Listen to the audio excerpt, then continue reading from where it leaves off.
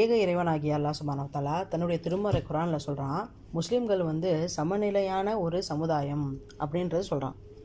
ஏன் அப்படி சொல்கிறான் அப்படின்னாக்கா, நபி ஸல்லல்லாஹு அலைஹி வஸல்லம் அவர்கள் நமக்கு ஒரு சான்று பகருபவர்களாகவும், நாங்கள் பிறர் மக்களுக்கு சான்று பகருபவர்களாகவும் அந்த மறுமை நாளில் அல்லாஹ் கேட்பான்.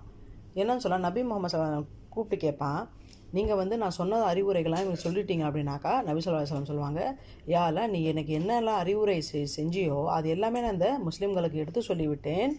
நான் சொன்னது மட்டும் இல்லாமல் செய்தும் செயல்முறையில் கூட நான் செஞ்சு காட்டியிருக்கேன் அப்படின்றத அவங்க சொல்லிடுவாங்க. அதே மாதிரி முஸ்லீம்களையும் கேட்டு அல்லாஹ் கேட்பான். அவர்களும் சொல்வார்கள், யா அல்லாஹ், எங்களுக்கு நபி என்னென்னலாம் சொல்லி கொடுத்தாரோ, என்னென்னலாம் செஞ்சு காட்டினாரோ அதையெல்லாம் நாம் பிற மக்களுக்கும் அதை சொல்லவும் செய்தும் காட்டினோம் என்று அவர்கள் சொல்லுவார்கள். அதே மாதிரி சாட்சியை அவர்கள் சொல்லுவாங்க. இதே மாதிரி நூஹ் அலைஹிஸ்ஸலாமும் கேட்பாங்களா. அப்போ நூஹ் அலைஹிஸ்ஸலாம் சொல்லுவாங்க, நீங்கள் முஸ்லீம்களாகிய மக்களிடம் கேளுங்க.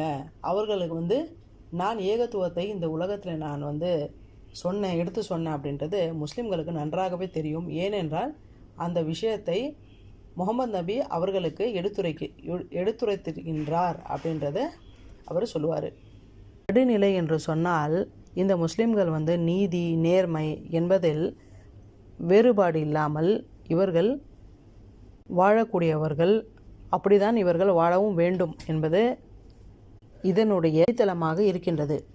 அதே மாதிரி பார்த்தீங்கன்னாக்கா, மக்காவில் இருக்கக்கூடிய காபா கட்டியதற்கும் ஜெருசலத்தில் இருக்கக்கூடிய மஸ்ஜிதுல் அக்ஸா, இந்த 2 மஸ்ஜிதுக்கும் கட்டக்கூடிய அந்த இடைவெளி பார்த்தீங்கன்னாக்கா, ஆண்டுகள் பார்த்தீங்கன்னாக்கா 1300 என்பது இந்த யூதர்களும் கிறிஸ்தவர்களும் சொல்கிறார்கள்.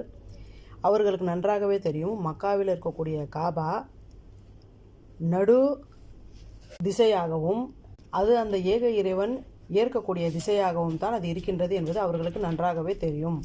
இன்னும் அல்லாஹ் சொல்கிறான், நீங்கள் அந்த 18 மாதம் மஸ்ஜிதுல் அக்ஸாவை பார்த்து தொழுதக்கூடிய அந்த தொழுகைக்கு நிச்சயமாக என்னிடத்துல கூலி இருக்கின்றது அப்படின்றத அல்லாஹ் இங்கே உறுதிப்படுத்துகிறான். நம்முடைய அந்த ஐவேளை தொழுகையிலும் பார்த்தீங்கன்னாக்கா, நடு தொழுகை என்பது மிகவும் முக்கியமானது. அந்த நடு தொழுகை தான் பார்த்தீங்கன்னாக்கா இந்த கிப்லா மாற்றமே அல்லாஹ் சுப்ஹானஹு வ தஆலா இந்த கட்டளை இறக்குகின்றார். அதனால் நடு சமுதாயம் என்று சொல்லும்போது முஸ்லிம்கள் எந்த நேரத்திலும் சத்தியத்திற்கு எதிராக அவர்கள் செயல்பட மாட்டார்கள், செயல்படவும் கூடாது அப்படின்றது தான் இங்கே வலியுறுத்துகின்ற விஷயம். அதால் தான் அவர்கள் நடு சமுதாயமாக இருக்கின்றார்கள்.